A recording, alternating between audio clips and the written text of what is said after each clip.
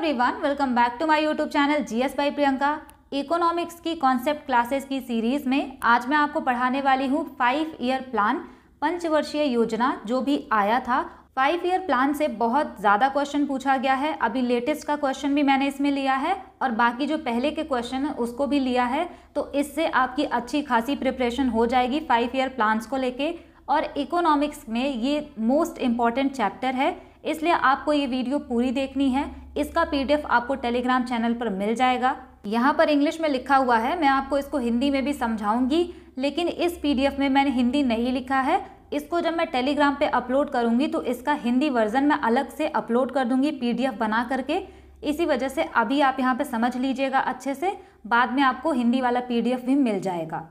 तो चलिए फिर स्टार्ट करते हैं 5 ईयर प्लान्स को पढ़ना। सबसे पहले हम पढ़ेंगे कि इसका हिस्टोरिकल बैकग्राउंड क्या है, मतलब कि 5 ईयर प्लान्स का स्टार्टिंग कहाँ से हुआ, फिर कौन कौन से 5 ईयर प्लान आए, फिर उसके बाद कब ये 5 ईयर प्लान बंद हुआ, कब नीति आयोग आया। तो ये सारी चीज़ें हम पढ़ेंगे, बहुत डिटेल में ये वीडियो होने वाली है। सबसे पहले आपको ये याद रखना है कि ये 5 ईयर प्लान्स का जो आइडिया है, सबसे पहले प्राइम मिनिस्टर पंडित जवाहरलाल नेहरू को आया।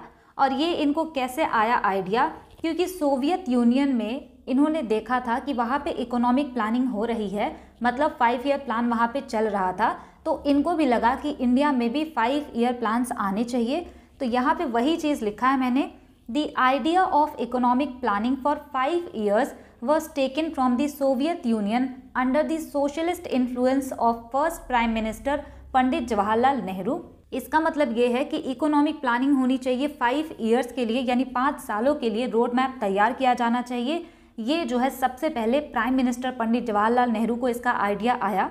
ऐसा इसलिए उनको आइडिया आया क्योंकि जोसेफ स्टालिन पहले व्यक्ति थे जिन्होंने 5 ईयर प्लान सोवियत यूनियन में इम्प्लीमेंट किया हुआ था 1928 में। तो ये भी आपसे क्वेश्चन पूछा जा सकता है कि सबसे पहले 5 ईयर प्लान कौन लेकर के आया था। तो जोसेफ स्टालिन लेकर के आए थे, उन्होंने सोवियत यूनियन जो आज का रशिया है ना, उसी को हम कहते हैं। तो 1928 में जोसेफ स्टालिन ने स्टार्ट कर दिया था 5 ईयर प्लान। अब हम बात करते हैं इंडिया में। तो इंडिया में civil engineer and administrator M Visvesvaraya ji को माना जाता है इकोनॉमिक प्लानिंग का पॉइनियर। पॉइनियर का मतलब होता है जो कोई पहला स्टार्ट करता है कोई काम, उसको हम बोलते हैं।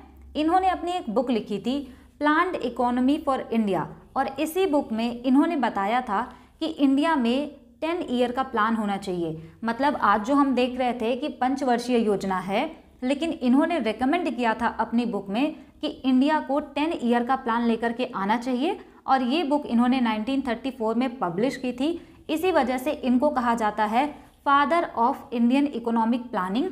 ये चीज़ आप ज़रूर याद रखेंगे कि इनको बोला जाता है father of Indian economic planning, और इनको भारत रत्न दिया गया था 1955 में।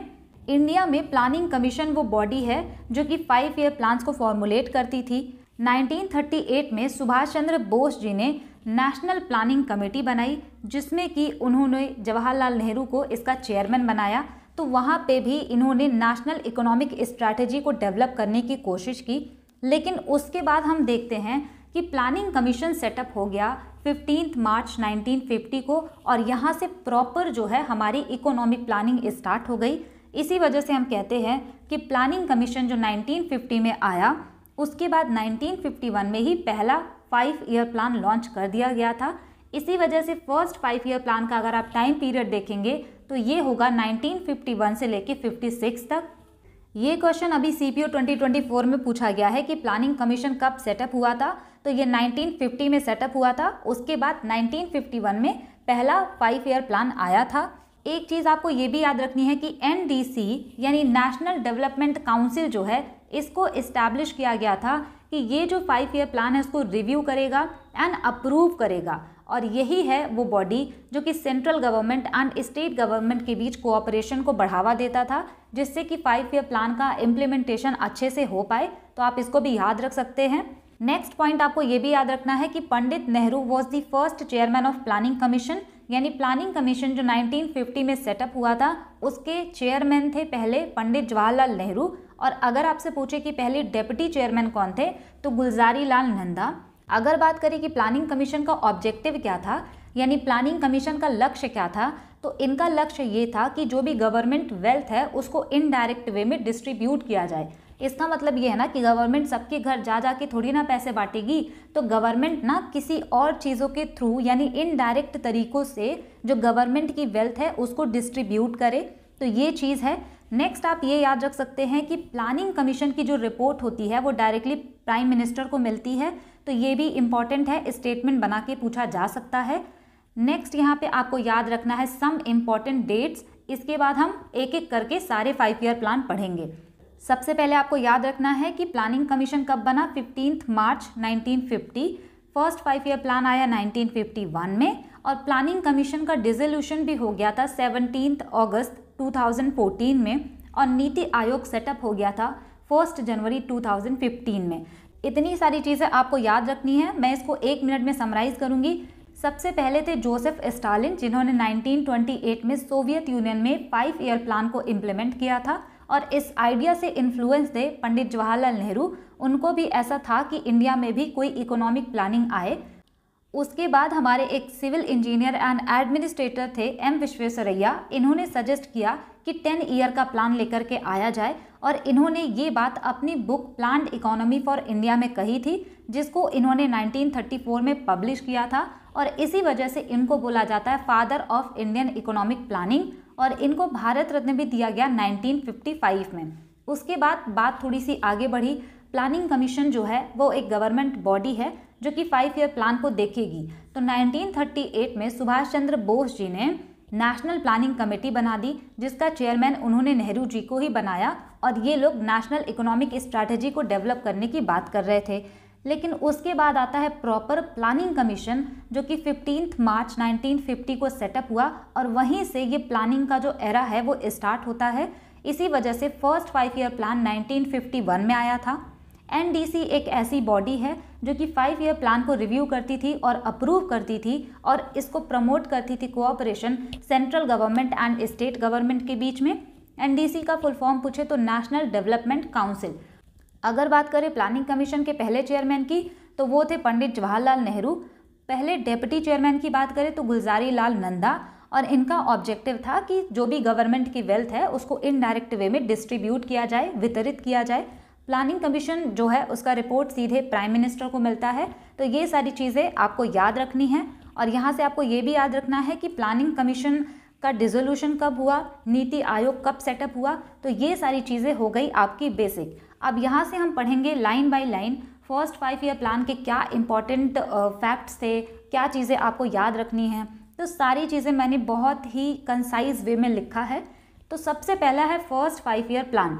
अब इस पे इतना ज़्यादा क्वेश्चन पूछा गया है कि फर्स्ट 5 ईयर प्लान कब आया, किस मॉडल पर बेस्ड था, कितना ग्रोथ रेट का टारगेट था, कितना अचीव हुआ, क्या क्या उस टाइम पे बना था। तो ये सारी चीज़ें पूछी गई हैं, और इसी वजह से मैंने पॉइंट वाइज जो है चीज़ों को लिखा है, जिससे कि आपको रिवीजन करने में बिल्कुल तकलीफ नहीं होगी। वैसे मैं आपको बता दूं कि ये सबसे कॉम्प्रिहेंसिव वीडियो होने वाली है 5 ईयर प्लान्स पर, क्योंकि इतने सारे क्वेश्चन और सारे फैक्ट और स्टेप बाय स्टेप सारे प्लान ये आपको किसी और वीडियो पे देखने को नहीं मिलेगा। तो मैंने सोचा क्यों ना इसको इतना अच्छा बनाया जाए कि आपको अलग अलग वीडियोस ना देखनी पड़े। तो चलिए पढ़ते हैं पहले कि फर्स्ट 5 ईयर प्लान में प्राइम मिनिस्टर कौन थे। अब ये क्वेश्चन भी बहुत ज़्यादा पूछा गया है कि आपको प्लान दे देगा first 5 year plan, second 5 year plan, 7th 5 year plan, और आपसे ना पूछ लेगा कि उस टाइम पे प्राइम मिनिस्टर कौन थे, और ऐसा क्वेश्चन मैचिंग में पूछा गया है। इसी वजह से मैंने ना प्राइम मिनिस्टर जो है सबसे ऊपर ही लिखा है। तो आपको याद रखना है कि फर्स्ट 5 ईयर प्लान जब था तो हमारे पीएम थे जवाहरलाल नेहरू। अगर बात करें कि इनका फोकस कहाँ पे था, ये फर्स्ट 5 ईयर प्लान जो आया था प्रथम पंचवर्षीय योजना, इसका फोकस था प्राइमरी सेक्टर को डेवलप करने पे, पर्टिकुलरली एग्रीकल्चर के डेवलपमेंट पे इनका फोकस था। अगर बात करें कि ये बेस्ड किस पे था, तो ये हैरत दोमर मॉडल पर बेस्ड था, and this is the most important question, बहुत बार रिपीट हुआ है। नेक्स्ट हम पढ़ते हैं कि अचीवमेंट्स क्या थी। इन्होंने टारगेट किया था कि हमारा ग्रोथ रेट जो है वो 2.1% होना चाहिए, बट अचीव कर लिया गया 3.6%, यानी कि ये प्लान बहुत सक्सेसफुल था। अगर बात करें इनिशिएटिव्स की, यानी फर्स्ट 5 ईयर प्लान के टाइम पर कौन कौन से इनिशिएटिव लिए गए, तो सबसे पहली चीज़ कि यूजीसी यूनिवर्सिटी ग्रांट कमीशन जो है सेटअप किया गया था 1953 में, और इसको 1956 में स्टैच्यूटरी ऑर्गेनाइजेशन बना दिया गया था। लेकिन आपको ये याद रखना है कि यूजीसी कब सेटअप हुआ था, तो 1953 में, और ये क्वेश्चन 2-3 बार पूछा गया है एग्जाम में। अभी तक ये नहीं पूछा गया है कि किस 5 ईयर प्लान में सेटअप हुआ था, बट इसका ईयर पूछा गया है कि यूजीसी कब सेटअप हुआ था, तो 1953 में। लेकिन अगर आप याद रखेंगे कि फर्स्ट 5 ईयर प्लान के टाइम पे ये सेटअप हुआ था, तो आपको टाइम पीरियड याद हो जाएगा, तो आप आराम से आंसर मार्क कर पाएंगे। नेक्स्ट इंपॉर्टेंट पॉइंट है, कम्युनिटी डेवलपमेंट प्रोग्राम भी इसी टाइम में स्टार्ट किया गया था फर्स्ट 5 ईयर प्लान के टाइम पर, 2 अक्टूबर 1952 को। अगर हम बात करें तो 3 डैम बनाए गए थे, Bhakra Nangal dam, Hirakud dam, Damodar valley dam, first 5 year plan के टाइम पर ही बना था। और इसी प्लान के ख़त्म होते होते हमारे इंडिया में 5 IITs बनकर तैयार हुई थी, यानी सेटअप की गई थी। और एक चीज़ और आपको याद रखना है कि KN राज एक बहुत ही यंग इकोनॉमिस्ट थे, यानी बहुत ही युवा अर्थशास्त्री थे, वो भी फर्स्ट 5 ईयर प्लान की ड्राफ्टिंग में शामिल थे। तो इतने पॉइंट्स जो हैं बहुत ज़्यादा इंपॉर्टेंट है फर्स्ट 5 ईयर प्लान से, आपको बिल्कुल भी भूलना नहीं है। क्लास के साथ में ही आप इसको याद करते हुए चलिए, क्योंकि ये बहुत ज़्यादा इंपॉर्टेंट है। प्राइम मिनिस्टर पहले 5 ईयर प्लान में थे जवाहरलाल नेहरू। प्राइमरी फोकस था प्राइमरी सेक्टर को डेवलप करने का और हैरत डोमर मॉडल पर बेस्ड था। यूजीसी सेटअप किया गया 1953 में। टारगेट रेट 2.1% का था, लेकिन 3.6% अचीव कर लिया गया। 3 डैम्स बने थे उस टाइम पे, Bhakra Nangal dam, Hirakud dam, Damodar valley dam. 5 IIT setup की गई थी और यंग इकोनॉमिस्ट थे KN राज, वो भी इसकी ड्राफ्टिंग में शामिल थे। नेक्स्ट देखते हैं सेकेंड 5 ईयर प्लान। तो अभी आपने देखा कि फर्स्ट वाला 1951 से 56 तक चला था, तो 56 से 61 तक चलेगा सेकेंड 5 ईयर प्लान। इस टाइम पे भी प्राइम मिनिस्टर थे जवाहरलाल नेहरू। अब यहाँ पर फोकस जो है एग्रीकल्चर पे ना हो करके इंडस्ट्रीज़ पर था, यानी रैपिड इंडस्ट्रियलाइजेशन पर फोकस था यहाँ पर। क्योंकि एग्रीकल्चर, आप ऐसे याद रख लीजिए कि एग्रीकल्चर तो डेवलप हो गया था, हमने बहुत अच्छा टारगेट अचीव किया था, तो इसके बाद हमारा सेकेंड 5 ईयर प्लान पे फोकस था रैपिड इंडस्ट्रियलाइजेशन पे। अगर बात करिए किस मॉडल पर बेस्ड था, तो PC महलनोबिस मॉडल पर। बहुत ज़्यादा इंपॉर्टेंट क्वेश्चन है, 3-4 स्टार मार्क। और उसके बाद आपको याद रखना है कि PC महलनोबिस मॉडल इसको कहा क्यों जाता है, क्योंकि ये जो सेकेंड 5 ईयर प्लान था इसके आर्किटेक्ट थे ये, मतलब इन्होंने इस सेकेंड 5 ईयर प्लान को डिज़ाइन किया था। ठीक, डेवलपमेंट्स की बात करें कि कौन सा विकास इस टाइम पे हुआ था, तो हमारा फोकस इंडस्ट्रीज़ पे था ना, यानी इंडस्ट्रियलाइजेशन पे। तो 3 स्टील प्लांट सेटअप किए गए थे। दुर्गापुर स्टील प्लांट सेटअप किया गया था ब्रिटिश की सहायता से, यानी कि UK की हेल्प से दुर्गापुर स्टील प्लांट सेटअप किया गया था। नेक्स्ट यहाँ पे राउरकेला स्टील प्लांट, तो ये जर्मन कोलैबोरेशन से सेटअप किया गया था। भिलाई स्टील प्लांट 1955 में सोवियत की असिस्टेंस, यानी कि रशिया की सहायता से बना था। तो ये मोस्ट इम्पॉर्टेंट है कि कौन से प्लांट सेटअप हुए थे, कहाँ पर सेटअप हुए थे, ये आप मुझे कमेंट करके बताइएगा। और किसकी सहायता से सेटअप हुए थे ये भी याद रखना है। वैसे ये ईयर आप नहीं याद रखेंगे तब भी काम चल जाएगा। नेक्स्ट है यहाँ पे Tata institute of fundamental research, भी सेकेंड 5 ईयर प्लान के टाइम पर ही सेटअप हुआ था। अगर अचीवमेंट्स की बात करें कि कौन कौन सी उपलब्धियाँ थी सेकेंड 5 ईयर प्लान की, तो पहली बात कि लाइसेंस राज को इंट्रोड्यूस किया गया था। अब लाइसेंस राज क्या होता है, पहले जब इंडिया आज़ाद हुआ तो जो भी हमारी नई सरकार बनी थी उनका ये मानना था कि गवर्नमेंट ही सारी चीज़ों पे कंट्रोल करेगी, जो भी फैक्ट्री वगैरह लगाना होगा उसको गवर्नमेंट सेटअप करेगी। बाद में उनको ये रियलाइज़ हुआ कि गवर्नमेंट जो है हर जगह जाके इंडस्ट्री सेटअप नहीं कर सकती है, इसकी वजह से बहुत सारे एरियाज़ हैं जो कि डेवलप नहीं हो पा रहे। तो गवर्नमेंट ने ये कहा कि ठीक है, अगर कोई भी प्राइवेट प्लेयर कोई भी इंडस्ट्री खोलना चाहता है तो वो कोई भी कंपनी खोल सकता है, लेकिन उसको हमसे लाइसेंस लेना पड़ेगा, मतलब हमसे परमिशन लेनी पड़ेगी। तो उसी को हम कहते हैं कि लाइसेंस राज जो है आ गया था सेकेंड 5 ईयर प्लान में। अगर बात करें इंडस्ट्रियल पॉलिसी रिजोल्यूशन 1956 में, ये भी इसी टाइम पर आया था सेकेंड 5 ईयर प्लान के टाइम पर। नेक्स्ट यहाँ पे है ग्रोथ रेट जो है 4.5% का टारगेट था, बट 4.27% जो है केवल अचीव किया गया था। नेक्स्ट हम बात करेंगे थर्ड 5 ईयर प्लान की, जो कि 1961 से 1966 तक रहा था। इसमें आपको याद रखना है कि प्राइम मिनिस्टर पंडित जवाहरलाल नेहरू तो थे ही, लेकिन कुछ टाइम के लिए लाल बहादुर शास्त्री जी भी थे। फोकस इनका था कि इंडिया को सेल्फ रिलायंट यानी आत्मनिर्भर बनाया जाए, एग्रीकल्चर और इंडस्ट्री दोनों की ग्रोथ की जाए। अभी देखिए पहले वाले में क्या था कि एग्रीकल्चर सेक्टर का हम ग्रोथ करेंगे, सेकंड में इन्होंने कहा कि हम इंडस्ट्रीज़ का ग्रोथ करेंगे। अभी थर्ड 5 ईयर प्लान में कह रहे हैं कि भारत को आत्मनिर्भर बनाएंगे तो एग्रीकल्चर और इंडस्ट्री दोनों के ग्रोथ पर फोकस करेंगे। और इस प्लान को बोला जाता है गडगिल योजना, क्योंकि डेप्यूटी चेयरमैन प्लानिंग कमीशन के उस टाइम पर डॉक्टर गडगिल थे, इसी वजह से थर्ड 5 ईयर प्लान को बोल दिया गया कि ये गडगिल योजना होगा। अब यहाँ पे इंडिया के सामने 3 चैलेंजेस थे। पहला कि इंडिया चाइना वॉर हुआ था 1962 में, इंडिया और पाकिस्तान की भी लड़ाई हुई थी 1965 में, एंड सीवियर ड्रॉट्स यानी कि बहुत ही भयानक सूखा पड़ गया था। तो इंडिया को IMF से पहली बार सहायता मांगनी पड़ी उधार लेने के लिए। उसके बाद हम देखते हैं कि इंडियन रुपी जो है पहली बार यहाँ पे डिवैल्यूड हुई थी। इसका मतलब ये है कि हमारी जो इंडियन रुपी है उसकी वैल्यू पहली बार गिरी थी 1966 में। अगर बात करें डेवलपमेंट क्या क्या हुए थे इस टाइम, तो ग्रीन रिवोल्यूशन जो हरित क्रांति, जो कि बहुत ज़्यादा इंपॉर्टेंट एक टॉपिक है ज्योग्राफी के पर्सपेक्टिव से अगर हम बात करें, तो ग्रीन रिवोल्यूशन जो है इसी टाइम पर आया था। और उसके बाद सेल्फ रिलायंस की बात कही गई थी कि सबसे पहले हम खुद आत्मनिर्भर बनेंगे। तो अगर आपसे पूछे कि ग्रीन रिवोल्यूशन कब आया, तो थर्ड 5 ईयर प्लान के टाइम पर आया था। यहाँ पर टारगेट था कि 5.6% की ग्रोथ रेट हम अचीव करेंगे, बट यहाँ पे अचीव कितना हुआ, केवल 2.49%। और ये प्लान एक तरह से फेलियर साबित हुआ था। इस टाइम पे CACP यानी कि committee on agricultural cost and prices भी सेटअप हुई थी 1965 में। IDB भी सेटअप हुआ था। IDB मतलब industrial development bank of India, और ये 1964 में सेटअप हुआ था। तो ये चीज़ें थर्ड 5 ईयर प्लान से आपको याद रखनी है। अब ये थर्ड 5 ईयर प्लान फेलियर क्यों साबित हुआ, तो यहाँ पे है इसका रीज़न। ये जो चैलेंजेस आप देख रहे हैं ना, यही है रीज़न इसके फेल होने का। इसी वजह से प्लान हॉलिडे आ गया। मतलब एक बहुत बड़ी फेलियर के बाद लोगों ने डिसाइड किया कि अभी प्लान का जो है हॉलिडे करते हैं, छुट्टी करते हैं कुछ सालों के लिए। प्लान हॉलिडे कई बार क्वेश्चन पूछा गया है कि कब से कब तक था। तो प्लान हॉलिडे 1966 से लेकर 1969 तक था, यानी थर्ड 5 ईयर प्लान के बाद 3 सालों के लिए प्लान हॉलिडे को लाया गया था। और इसके रीज़न से स्टेटमेंट बेस्ड क्वेश्चन पूछा गया है कि प्लान हॉलिडे का कौन सा रीज़न नहीं था, ऐसा ऑप्शन में दे देगा। तो 3 रीज़न थे। पहला कि इंडिया पाकिस्तान की वॉर 1965 वाली, इंडिया सिनो वॉर यानी इंडिया एंड चाइना की वॉर 1962 वाली, एंड सीवियर ड्रॉट यानी कि जो बहुत भयानक सूखा पड़ा था।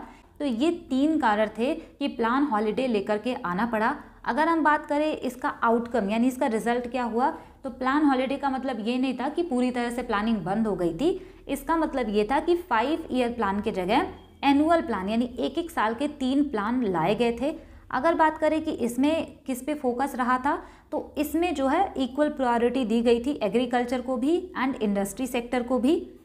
नेक्स्ट यहाँ पे है फोर्थ 5 ईयर प्लान यानी कि चौथी पंचवर्षीय योजना। तो प्लान हॉलिडे 1969 तक था, तो 1969 से लेके 1974 तक था हमारा फोर्थ 5 ईयर प्लान। अगर आपसे पूछा जाए कि फोर्थ 5 ईयर प्लान में फोकस किस पे था, तो इसमें था ग्रोथ विथ स्टेबिलिटी, यानी ग्रोथ भी हो लेकिन स्टेबिलिटी भी होनी चाहिए।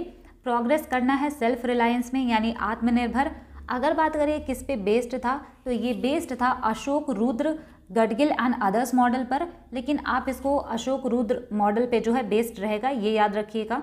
डेवलपमेंट्स की बात करें तो ड्रॉट प्रोन एरिया प्रोग्राम इस टाइम में स्टार्ट हुआ था, मतलब जिस एरिया में सूखा पड़ा था उनकी डेवलपमेंट के लिए प्रोग्राम इनिशिएट किया गया था। नेक्स्ट हम बात करें तो फैमिली प्लानिंग को भी यहाँ पर काफ़ी प्रायोरिटी दी गई। 14 बैंकों का राष्ट्रीयकरण किया गया था 1969 में, और बहुत ज़्यादा इंपॉर्टेंट पॉइंट है ये, कई बार क्वेश्चन पूछा गया है। अगर आपसे कहे कि इंडिया ने अपना पहला न्यूक्लियर टेस्ट कब किया था, तो वो भी फोर्थ 5 ईयर प्लान के टाइम पर किया था 18 मई 1974 पोखरन राजस्थान में, और नाम क्या था उसका, स्माइलिंग बुद्धा। तो अगर आपसे पूछे कि फर्स्ट न्यूक्लियर टेस्ट कब हुआ, तो 1974 में पोखरन में स्माइलिंग बुद्धा ऑपरेशन के नाम से। लेकिन अगर आपसे प्लान पूछा जाए तो फोर्थ 5 ईयर प्लान के टाइम पर। अगर चैलेंजेस की बात करें तो इसमें भी चैलेंजेस थी। पहला कि सीवियर ड्रॉट जो आया था उसका प्रभाव अभी कम नहीं हुआ था, उसको भी टैकल करना था। इंडिया पाकिस्तान वॉर जो कि 1971 में हुई थी, जो कि आज का बांग्लादेश हम देखते हैं तो 1971 में ही बना था, तो उसमें भी इंडिया का मेजर रोल था, तो ये भी चैलेंजेस थे। अगर बात करें कि टारगेट कितना था, 5.6% का था और अचीव हुआ था केवल 3.3% का। ये प्लान भी फेल हो गया था। नेक्स्ट ये जो पॉइंट है जो मैंने नोट डाल के लिखा है, ये जो है बहुत ज़्यादा इंपॉर्टेंट पॉइंट है, क्योंकि मैंने कई बच्चों को देखा ना कि इसी में स्टूडेंट कंफ्यूज हो जाते हैं कि फैमिली प्लानिंग तो 1952 में आया था, यानी कि फर्स्ट 5 ईयर प्लान के टाइम पर, तो ये क्यों फोर्थ 5 ईयर प्लान के टाइम पे हम आंसर मार्क करते हैं, या फिर जैसा भी ऑप्शन आएगा वैसा आप आंसर मार्क करेंगे। लेकिन नोट आपको ये सीखना है यहाँ पर कि फैमिली प्लानिंग प्रोग्राम 1952 में ही स्टार्ट हुआ था, लेकिन उसका इम्प्लीमेंटेशन नहीं हो पाया था। तो फोर्थ 5 ईयर प्लान में इसकी इम्प्लीमेंटेशन पे बहुत ज़्यादा फोकस किया गया, तो इसी वजह से सबको लगता है कि ये फोर्थ 5 ईयर प्लान का पार्ट था, लेकिन इम्प्लीमेंट हुआ था। तो जाहिर सी बात है जहाँ पे इम्प्लीमेंट होगा तो हम उसी तरफ आंसर जो है हम मार्क करते हैं, लेकिन आया 1952 में ही था और इसकी इम्प्लीमेंटेशन पे सबसे ज़्यादा फोकस फोर्थ 5 ईयर प्लान में किया गया था। नेक्स्ट यहाँ पे है फिफ्थ 5 ईयर प्लान। अभी जो है हमारा फोर्थ 5 ईयर प्लान 1974 में ख़त्म हुआ था, तो वहीं से फिफ्थ 5 ईयर प्लान स्टार्ट हुआ। कब से कब तक था? 1974 से लेके 1978 तक। आप सोच रहे होंगे कि 1974 से लेके 1978 तक केवल 4 साल हुए, तो अभी हम देखेंगे कि गवर्नमेंट चेंज हुई थी ना, इस वजह से ये केवल 4 साल तक ही था। तो अगर हम बात करें प्राइम मिनिस्टर कौन थी, तो इंदिरा गांधी जी उस टाइम पर प्राइम मिनिस्टर थी। अगर हम बात करें फोकस इनका था पॉवर्टी एलिविएशन, यानी गरीबी हटाओ जो है इस पे मेन फोकस था। और ये क्वेश्चन भी पूछा गया है कि गरीबी हटाओ या पॉवर्टी एलिविएशन मेन फोकस कब था, तो 5 ईयर प्लान में ये मेन फोकस था। सेल्फ रिलायंस तो आपको देखने को मिलेगा, यानी आत्मनिर्भर बनने पे भी जोर दिया गया था, बट ज़्यादा इंपॉर्टेंट है कि गरीबी हटाओ। आप याद रखिएगा कि फिफ्थ 5 ईयर प्लान पे इसका फोकस था। अगर बात करें कि ये किस मॉडल पर बेस्ड था, तो आप इसको डीपी धर मॉडल भी कह सकते हैं, क्योंकि इसको लॉन्च किया था एंड तैयार किया था डीपी धर जी ने। अगर बात करें डेवलपमेंट्स की, तो मिनिमम नीड्स प्रोग्राम 1974 में इंट्रोड्यूस किया गया था। 20 पॉइंट्स प्रोग्राम जो कि 1975 में इंट्रोड्यूस किया गया था, वो फिफ्थ 5 ईयर प्लान के टाइम पर ही आया था। एंड अगेन ये क्वेश्चन पूछा हुआ है कि 20 पॉइंट्स प्रोग्राम कब आया, तो 1975 में। यहाँ से आपको एक चीज़ और याद रखनी है कि इंटीग्रेटेड ट्राइबल डेवलपमेंट प्रोजेक्ट भी इसी टाइम पर स्टार्ट किया गया था, ITDP, तो याद रखना है इसको। अगर हम बात करें तो इंडियन नेशनल हाईवे सिस्टम भी फिफ्थ 5 ईयर प्लान के टाइम पर ही इंट्रोड्यूस किया गया था। अगर बात करें चैलेंजेस क्या थी उस टाइम पे इंडिया के सामने, तो पहली बात कि उस टाइम पे इमरजेंसी को डिक्लेयर किया गया था, इसी वजह से इस प्लान को 1978 में ही टर्मिनेट कर दिया गया था, मतलब एंड कर दिया था, जो मोरारजी देसाई गवर्नमेंट आई थी उनके द्वारा। इसी वजह से मैंने आपको कहा कि ये प्लान 5 साल का ना हो के 4 साल का ही था, क्योंकि गवर्नमेंट चेंज हुई थी। यहाँ पे टारगेट था 4.4% का, पर अचीवमेंट हुआ था केवल 4.8%, मतलब थोड़ा सा सक्सेसफुल। मोरारजी देसाई गवर्नमेंट ने फिफ्थ 5 ईयर प्लान को 1978 में ही टर्मिनेट कर दिया, तो उसके बाद इन्होंने लाया रोलिंग प्लान। रोलिंग प्लान का मतलब क्या है कि ईयरली प्लान जो है यहाँ पर भी लाया गया। तो ड्यूरेशन क्या रहेगा इसका, fifth and sixth 5 year plan के बीच में ये आया था, क्योंकि ऐसा भी क्वेश्चन पूछा जा सकता है ना कि फिफ्थ 5 ईयर प्लान और सिक्स्थ 5 ईयर प्लान के बीच में क्या आया था, तो रोलिंग प्लान आया था। और ये जो है रोलिंग प्लान कौन लेकर के आया था, तो जनता गवर्नमेंट लेके आई थी, जिसके कि हेड थे उस टाइम पर मोरारजी देसाई। अगर बात करें तो इसमें हुआ क्या था रोलिंग प्लान में, तो शॉर्ट टर्म एनुअल प्लान्स लेकर के आए गए थे, ताकि जो भी हमारी नीड्स हैं उसको हम अडॉप्ट कर पाए। 1980 में फिर से कांग्रेस ने रोलिंग प्लान को रिजेक्ट करके नया सिक्स्थ 5 ईयर प्लान लेकर के आया। सिक्स्थ 5 ईयर प्लान अगर हम बात करें तो 1980 से लेके 85 तक था, और फिर से प्राइम मिनिस्टर कौन बन गई, इंदिरा गांधी। फोकस अगर हम बात करें तो एम्फेसिस ऑन पॉवर्टी एलिविएशन, यानी अभी भी इनका फोकस जो है गरीबी हटाने पर ही था। अगर बात करें इनिशिएटिव्स क्या क्या लिए गए, तो बहुत ज़्यादा इंपॉर्टेंट इनिशिएटिव्स लिए गए। Rural landless labour employment guarantee programme यानी RLEGP को इंट्रोड्यूस किया गया 1983 में। आज आप जो देखते हैं नाबार्ड, जो कि बहुत बार पूछा जाता है, तो नाबार्ड जो 1982 12 जुलाई को सेटअप हुआ था, वो भी सिक्स्थ 5 ईयर प्लान के अंडर में ही सेटअप हुआ था। और अगर आपसे पूछे कि ये नाबार्ड किसके रिकमेंडेशन पे सेटअप हुआ था, तो ये सेटअप हुआ था शिवरमन कमेटी के कहने पर। अगर बात करें इस 5 ईयर प्लान का आउटकम क्या था, यानी इसका रिजल्ट क्या था, तो यही था कि फिर से जो ट्रेडिशनल हमारा 5 ईयर प्लान चलता आ रहा है वही फिर से स्टार्ट हो गया रोलिंग प्लान को कैंसिल करके। टारगेट की बात करें तो 5.2% टारगेट रखा गया था ग्रोथ रेट का, लेकिन अचीवमेंट हुई 5.7% की, मतलब थोड़ा ठीक था। नेक्स्ट है यहाँ पर 7th 5 year plan. 7th 5 year plan कब से कब तक था, तो 1985 से 1990। ये सारी चीज़ें आपको अभी हैवी लग रही होंगी, बट एक बार आप अच्छे से याद करेंगे ना ऊपर से, तो लाइन वाइज जो है आपके दिमाग में कॉन्सेप्ट बैठता चला जाएगा। अगर बात करें 7th 5 ईयर प्लान की, तो इस टाइम पे प्राइम मिनिस्टर थे राजीव गांधी, और इनका फोकस था कि फूड ग्रेन का प्रोडक्शन बढ़ाया जाए, एम्प्लॉयमेंट जनरेशन यानी कि रोज़गार जो है सबको दिया जाए, सोशल जस्टिस जो है सबको दिया जाए। डेवलपमेंट्स की बात करें तो जवाहर रोजगार योजना एंड नेहरू रोजगार योजना जो है 7th 5 ईयर प्लान के टाइम पर ही स्टार्ट किया गया, और इस पे भी आत्मनिर्भरता पर ज़्यादा से ज़्यादा जोर दिया गया और प्रोडक्टिविटी बढ़ाने की बात कही गई। ऐसा इसलिए क्योंकि PL 480 एक वीट की वैरायटी हुआ करती थी, यानी एक गेहूं का टाइप हुआ करता था जो कि USA से इंडिया जो है इंपोर्ट करता था, और ये इतना घटिया क्वालिटी का गेहूं था कि वहाँ के सुअर लोग इसको खाते थे, तो वो सारा ये लोग देते थे यहाँ पर इंडिया में। इसी वजह से इन्होंने इस पे फोकस किया कि हम फूड ग्रेन का प्रोडक्शन जो है बढ़ाएं, ताकि हमें ये गेहूं जो है इतना ख़राब क्वालिटी का इसको ना मंगाना पड़े। टारगेट जो है 5% का रखा गया था, बट 6% अचीव किया गया था। ओवरऑल सक्सेसफुल प्लान ये रहा था। नेक्स्ट हम बात करते हैं प्लान हॉलीडे आ गया फिर से 1990 से लेके 1992 तक। ऐसा इसलिए क्योंकि पॉलिटिकल इनस्टेबिलिटी थी, यानी राजनीतिक अस्थायित्व चल रहा था। इसमें भी वही चीज़ हुआ, जब भी प्लान हॉलीडे या फिर रोलिंग प्लान आता है तो ईयरली प्लान यानी एनुअल प्लान को इंट्रोड्यूस किया जाता है। तो जब प्लान हॉलीडे था 1990 से 92 तक, तो 2 एनुअल प्रोग्राम लाए गए इसके बीच में। अगर बात करें इसमें कौन से रिफॉर्म्स हुए, तो ये बहुत ज़्यादा इंपॉर्टेंट है।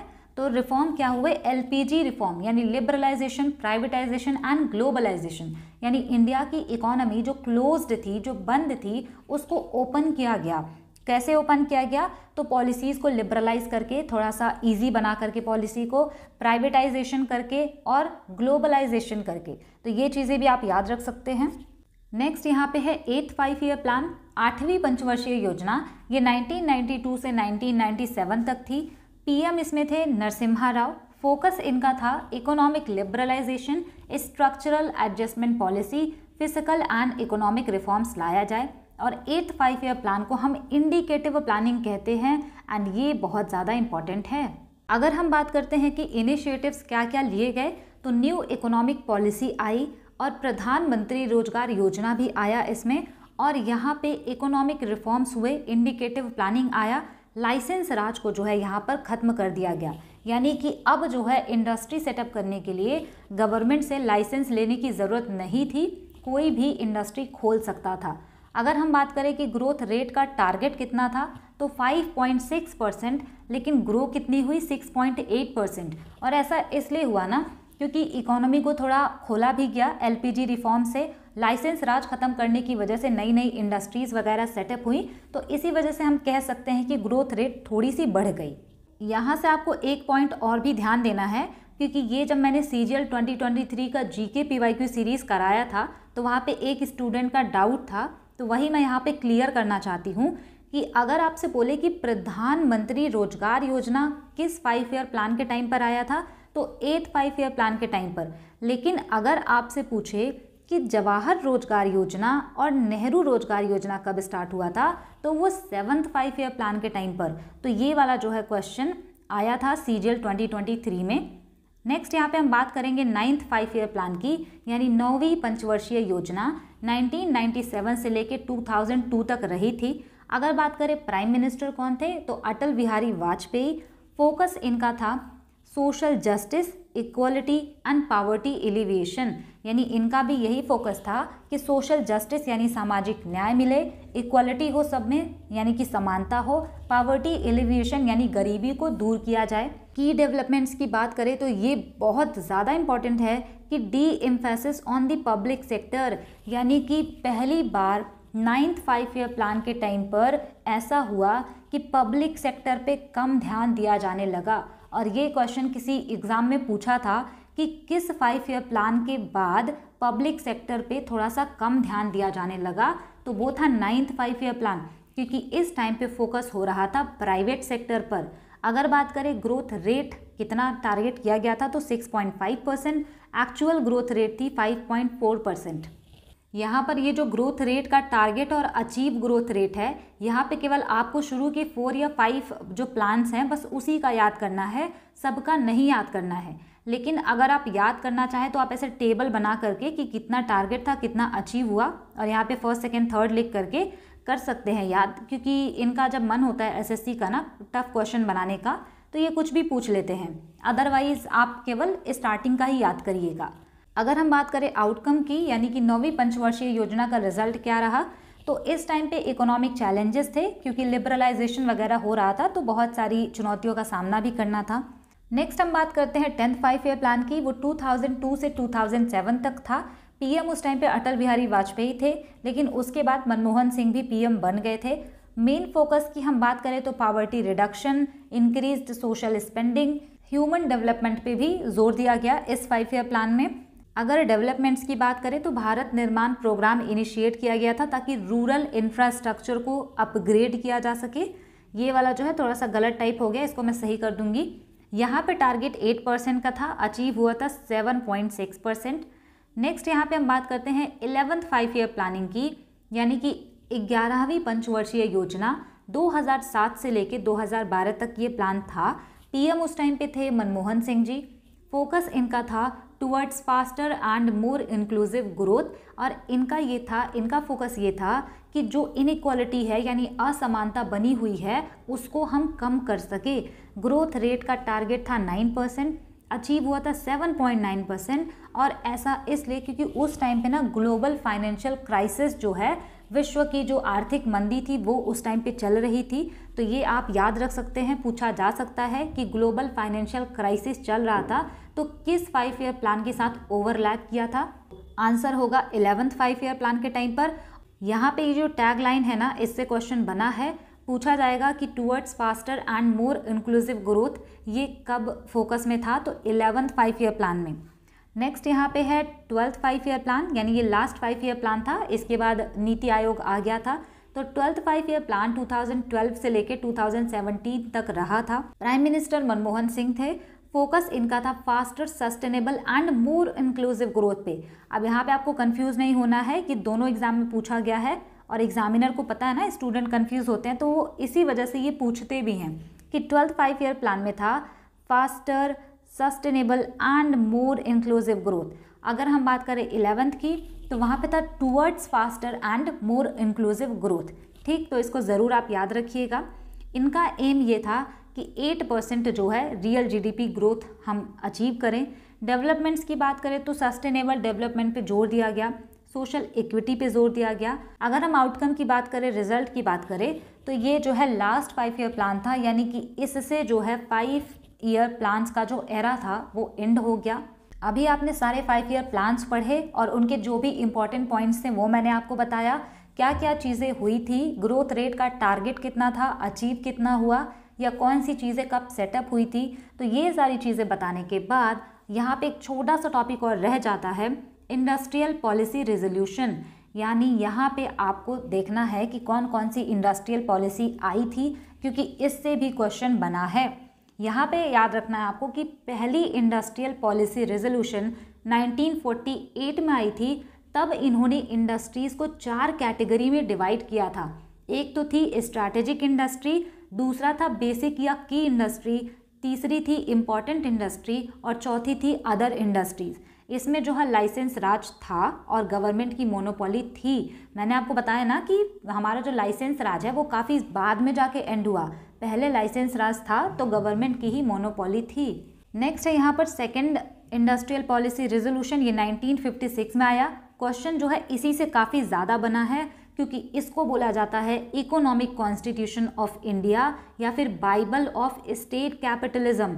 और यहाँ पे आपको ये चीज़ बहुत अच्छे से याद रखनी है, CGL 2023 का क्वेश्चन है। आपको याद रखना है कि इंडस्ट्रियल पॉलिसी रेजोल्यूशन 1956 में इंडस्ट्रीज़ को 3 कैटेगरीज में बांटा गया, schedule A, schedule B and schedule C। ए वाले में आती थी 17 इंडस्ट्री, ये नंबर पूछा है पर्टिकुलर नंबर कि स्केड्यूल ए में कितनी इंडस्ट्रीज आती थी, तो 17, बी में कितनी आती थी 12 इंडस्ट्रीज, अगर बात करें सी में तो बाकी जो बची हुई है वो सी में आती थी, तो केवल ए और बी का याद रखना है आपको। नेक्स्ट हम बात करते हैं कि इंडस्ट्रियल पॉलिसी स्टेटमेंट। अब देखिए इंडस्ट्रियल पॉलिसी रिजोल्यूशन एक ब्रॉडर टर्म है, बीच बीच में उसकी स्टेटमेंट भी आती रहती थी, तो बहुत सारी स्टेटमेंट आई थी, ठीक। तो 1977 में जो इंडस्ट्रियल पॉलिसी स्टेटमेंट आई थी, इसमें इन्होंने कहा था कि कॉटेज एंड स्मॉल इंडस्ट्रीज़ को जो है प्रमोट किया जाए। उस टाइम में इन्होंने स्मॉल सेक्टर को 3 कैटेगरी में क्लासीफाई किया था, कंफ्यूज मत हुइएगा, इंडस्ट्रीज़ को क्लासीफाई नहीं किया था, स्मॉल सेक्टर को 3 कैटेगरीज में इन्होंने क्लासीफाई किया था, cottage and house hold sector, tiny sector and small scale industries. तो इन तीनों में इन्होंने इसको क्लासीफाई किया था, तो ये भी आप याद रखेंगे। लेकिन मोस्ट इंपॉर्टेंट अगर हम कहें तो ये वाला है सेकेंड जो हमारा इंडस्ट्रियल पॉलिसी रेजोल्यूशन था।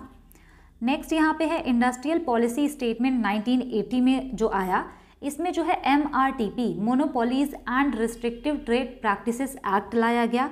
फेरा यानी कि फॉरेन एक्सचेंज रेगुलेशन एक्ट भी इसी के टाइम पर आया, और ये जो है इसका फुल फॉर्म पूछा था, GD में भी पूछा था और CHSL में भी आई थिंक ये पूछा है MRTP का फुल फॉर्म। तो monopolies and restrictive trade practices act, फेरा भी आप याद रखेंगे, फॉरेन एक्सचेंज रेगुलेशन एक्ट भी आया था इसी टाइम पर। नेक्स्ट हम बात करते हैं इंडस्ट्रियल पॉलिसी रिजोल्यूशन 1991, ये वाला था न्यू इंडस्ट्रियल पॉलिसी रिजोल्यूशन, और इसी के थ्रू LPG रिफॉर्म्स किए गए थे, क्योंकि जब इंडिया में BOP क्राइसिस यानी बैलेंस ऑफ पेमेंट क्राइसिस चल रहे थे, इंडिया जब IMF से मदद मांगने जाता है तो IMF कहता है कि आप अपनी इकोनॉमी को खोलिए, तभी इंडिया जो है लिबरलाइजेशन, प्राइवेटाइजेशन एंड ग्लोबलाइजेशन करता है। तो इसी के थ्रू 1991 के थ्रू यहाँ पर आपका पूरा का पूरा कॉन्सेप्ट एक कंसाइज एंड क्रिस्प वे में ख़त्म होता है। अब यहाँ से हम करेंगे प्रीवियस ईयर क्वेश्चन, ताकि आपको पता चल सके आपने कितना सीखा। तो चलिए फिर स्टार्ट करते हैं प्रीवियस ईयर क्वेश्चंस की। सबसे पहले आप अटेम्प्ट करिएगा, फिर आप इसका सोल्यूशन देखिएगा, ताकि इससे आपको पता चलेगा ना कि आपका फोकस कितना था क्लास में। आप जितने क्वेश्चन सही करेंगे इसका मतलब कि आपका फोकस ज़्यादा था, अगर आप क्वेश्चन गलत करेंगे तो इसका मतलब आपका ध्यान बीच बीच में इधर उधर हो जाता है। तो बी केयरफुल, और पहले आप इसको करिएगा फिर देखिएगा। Question number 1, the era of 5-year plans began in India with the establishment of. Questions मैं हिंदी में भी बोलूँगी। भारत में पंचवर्षीय योजनाओं का युग किसकी स्थापना के साथ शुरू हुआ? राइट आंसर हो जाएगा ऑप्शन डी, प्लानिंग कमीशन के साथ ही 5-year प्लान्स का एरा जो है इंडिया में स्टार्ट हुआ था। प्लानिंग कमीशन कब सेटअप हुआ था? 1950 में। कौन थे इसके चेयरमैन? पंडित जवाहरलाल नेहरू। अगर आपसे बोले कि इसके डेप्यूटी चेयरमैन कौन थे, तो गुलजारी लाल नंदा। नेक्स्ट क्वेश्चन है, विच 5-year plan in India was based on the हैरत दोमर मॉडल। अब ये देखिए CHSL का ही क्वेश्चन है कि कौन सा पंचवर्षीय योजना हैरत दोमर मॉडल पर बेस्ड था, तो कौन सा था? राइट आंसर हो जाएगा फर्स्ट 5-year प्लान जो है हैरत दोमर मॉडल पर बेस्ड था। अगर आपसे पूछे कब से कब तक था, तो 1951 से लेकर के 1956 तक था।